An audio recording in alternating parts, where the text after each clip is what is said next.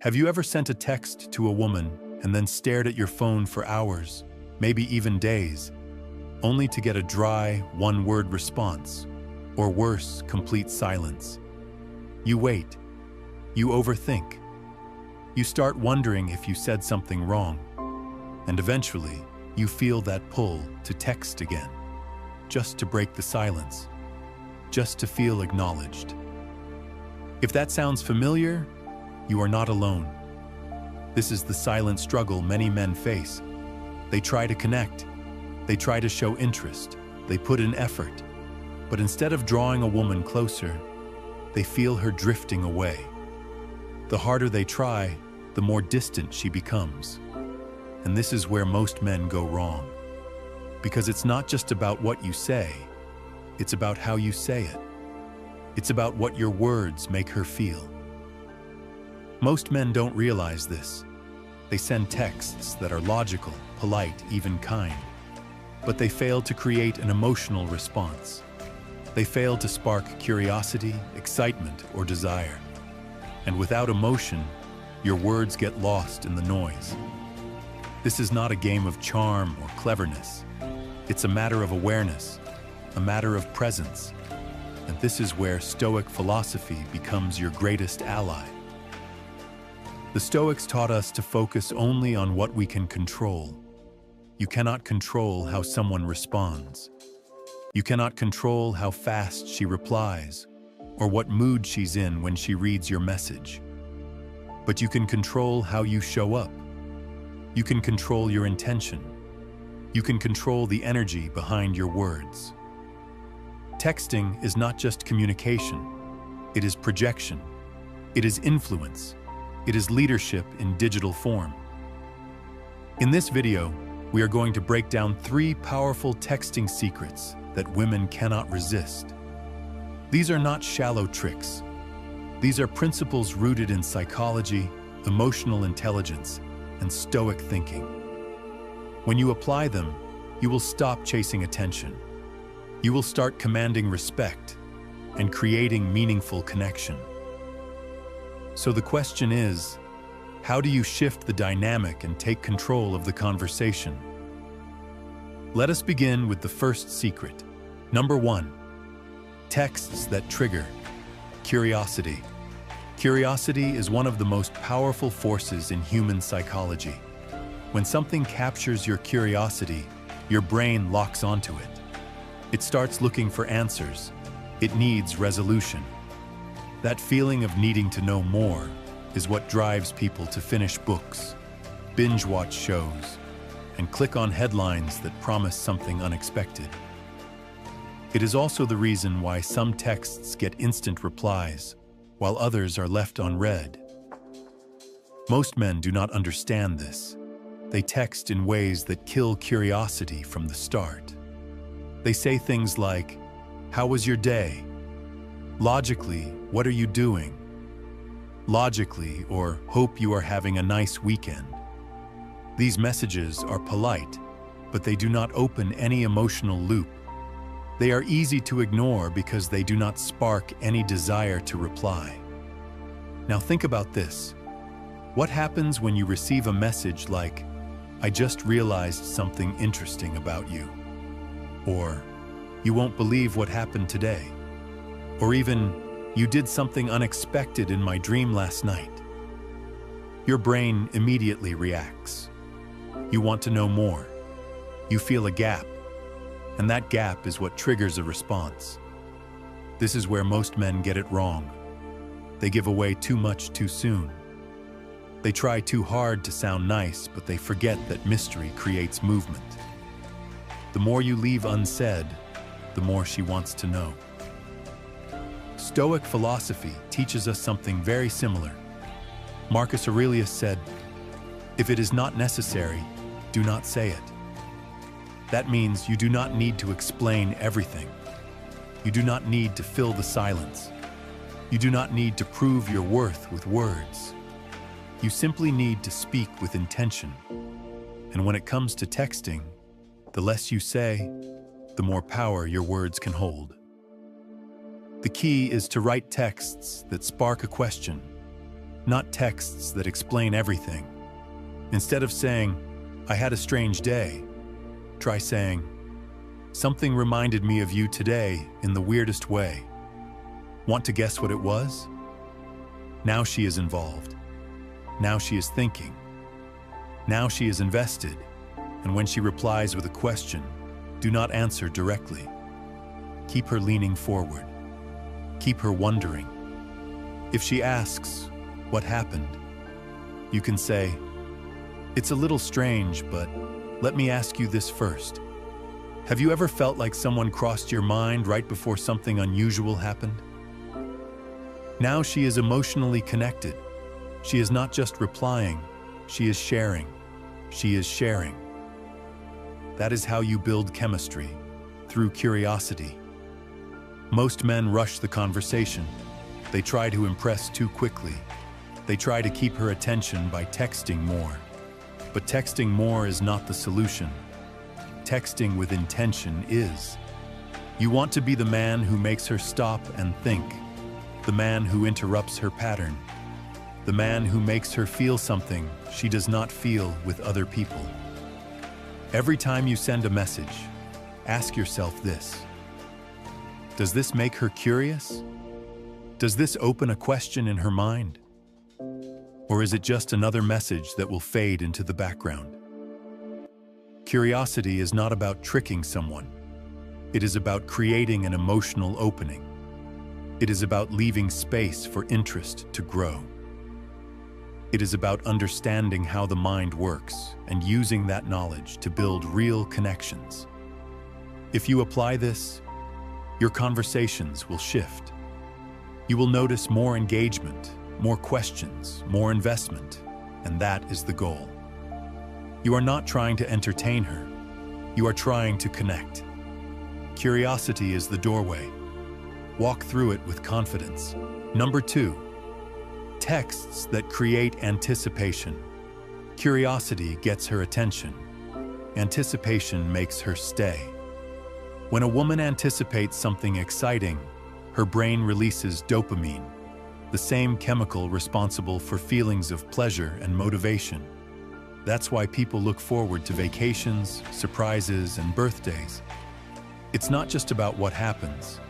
It's about the feeling of waiting for something good. Most men ruin anticipation without even knowing it. They give away too much, too fast. They send texts like, "I planned a fun date for us," or "I got you something today." While these messages are kind, they leave nothing to the imagination. There's no build-up, no tension, no mental engagement. She reads it, smiles politely, and never thinks about it again. But what if you learned to build suspense the right way? What if you made her feel excited every time your name appeared on her screen? This is where Stoic wisdom becomes useful again. Epictetus taught that we should delay gratification, that the greatest strength lies in self-restraint. That applies to texting too. When you hold back just a little, when you create space for her imagination, you activate her desire. You allow her mind to work with you. Let's look at how to apply this. Instead of texting, "I got you something today," say, "I saw something that reminded me of you. Want to guess what it was?" Now she's not just receiving information, she's part of the process. She's involved. She has a reason to think about you even when she's not replying. If you want to build anticipation, speak with direction, but never with full disclosure. Instead of, "I have something to tell you," say, "If I told you what I just realized about you, you wouldn't believe me. Want to hear it?" That kind of message makes her mind race. It makes her wonder. It makes her wait for the answer. The most important part of anticipation is this: you do not give everything away. Even when she asks, you tease, you lead, you maintain control of the pace. If she says, "Tell me," you say, "I could." But where's the fun in that? Take a wild guess first. This makes the interaction playful, dynamic, and memorable. Men who master this understand a deep truth.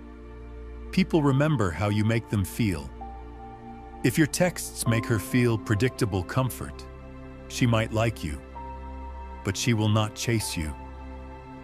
If your texts make her feel excitement, tension, and curiosity, she will start to crave your presence. That's the difference between someone who gets replies and someone who gets ignored. It's not just about words. It's about timing, delivery, and emotional impact. You want her checking her phone. You want her wondering what you'll say next. You want her invested before you even share the full story. The Stoics understood human emotion. They never said ignore it. They said control it, guide it, shape it with wisdom. That's what you're doing here. You're guiding her emotion with intention. You're shaping her experience through your presence. Think of it this way. You're not just texting. You're telling a story. And every good story has a setup, a pause, and a reveal. If you jump straight to the end, there's no thrill. But if you create space, delay the climax, and let her imagination run wild, you create emotional gravity. She feels pulled toward you without you chasing her. This is not manipulation. This is awareness. You are learning how to communicate like a man who understands psychology and emotion, like a man who knows his value, like a man who does not need to impress quickly because he knows the power of patience. If you apply this, you'll feel the shift. Your words will have weight. Your presence will create impact. And she will not just respond. She will look forward to your next message. Number 3, compliments that actually work. Most men believe that giving a woman a compliment will instantly make her like them. But that is not how attraction works. Compliments are powerful, but only when they are given with intention, awareness, and authenticity. Most compliments fail because they are too shallow, too common, or too desperate. Telling a woman she is beautiful might sound kind, but if she hears it all the time, it loses meaning. It becomes noise. It becomes another line in a long list of forgettable messages. When you say, "You are so gorgeous," or "You are the most beautiful girl I have ever seen," it does not hit her deeply. It feels generic. It feels lazy. And worst of all, it makes you sound like every other guy. Now let us think differently. Let us think like a Stoic. Seneca taught that we must praise not what is common, but what is rare. And what is rare in a woman is not her beauty. It is her mindset, her perspective, her presence. When you compliment something deeper than her looks, you separate yourself from every man who only sees the surface. Here is how to do it. Focus on her character. Focus on the way she thinks, the way she carries herself, the way she makes people feel. Tell her, "I love the way you see the world. Most people do not think the way you do," or say something like, "You have a calm presence." It's rare to find someone who makes others feel at ease without even trying. These compliments land differently. They speak to who she is, not just what she looks like. And that makes her feel seen in a way that very few people make her feel. Timing matters too. Do not throw compliments randomly. Wait until she shares something meaningful. If she talks about her goals, say, "I respect how committed you are. A lot of people talk about their dreams, but you actually take action." If she shares something vulnerable, say, "I appreciate how open you are. Most people hide that side of themselves." These compliments are not only true, they are thoughtful. They require you to actually pay attention, and that is what builds emotional connection. Stoicism reminds us to observe before we judge. Marcus Aurelius wrote that the quality of your thoughts determines the quality of your life. Apply that to your communication, The quality of your words reflects the quality of your attention. When you pay attention to what makes her unique and speak from that awareness, you connect in a way that physical compliments never can. There is one more reason this works. When you compliment her mind, her energy, or her behavior, you also reveal your own values. You show that you are not chasing beauty. You are attracted to depth. You value self-awareness. You admire discipline. You are drawn to what lasts, not what fades. That makes you rare, and women notice that. They remember the man who sees them for who they are, not just for how they appear. They remember the man whose words made them feel valuable for something deeper. This does not mean you should never compliment her appearance. It means that when you do, it should be specific and sincere. Not, "You're pretty," but, "There is something about your smile that feels calm." Or, "The way you walk into a room shows confidence without arrogance." Every compliment is a chance to build connection, or destroy it. Most men use compliments to seek approval, but the wise man uses compliments to reflect understanding. He is not trying to get something. He is offering recognition. Remember this: do not compliment to impress. Compliment to express. Express what you see. Express what you admire. Express what matters. And you will find that your words begin to carry weight. She will not just thank you. She will start to look at you differently. When you combine all three principles, you stop being someone who texts for attention. You become someone who communicates with presence, impact, and clarity. Conclusion: the Stoic mindset shift.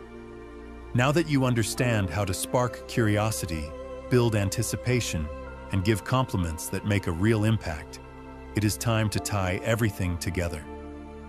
Because at the core of all of this is not just texting, it is how you carry yourself. It is how you think. It is how you choose to connect with others. And that mindset is what sets you apart.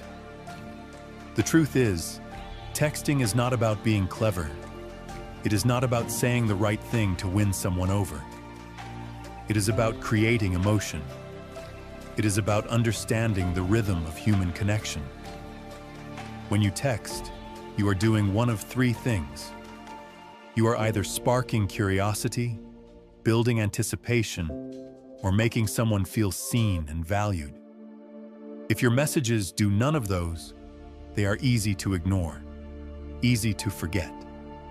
Stoic philosophy teaches us that everything we do should be done with purpose.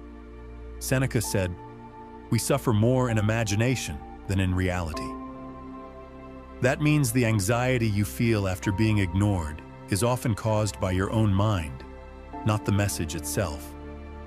But when you learn to approach communication with intention, that anxiety fades. You stop overthinking. You start acting from clarity. Let us review what you have learned. Trigger curiosity. Do not give all the details. Leave gaps. Ask questions that create emotional hooks. Let her mind stay active. Let her lean in. Build anticipation. Do not rush to reveal everything. Create open loops. Make her guess. Make her feel the tension of not knowing. That is what builds desire.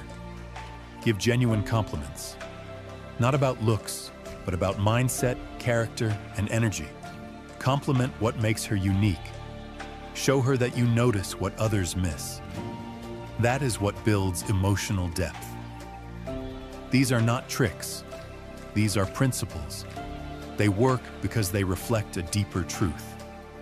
Women do not want more words. They want more presence. They want to feel something when they read your message. They want to be surprised, challenged, seen, and understood. And you have the ability to do that. Not by trying harder, but by thinking clearer. By texting with presence. By acting from a place of calm confidence. Not desperate approval seeking. You are not here to chase anyone. You are here to connect with intention. You are here to practice awareness. You are here to communicate like a man who respects himself enough to be honest, measured, and powerful in every interaction. From this point on, every message you send should serve one of three purposes. Make her curious. Make her excited. Make her feel appreciated. That is the new standard. That is the Stoic approach to texting. Because the man who texts with clarity does not worry about being ignored.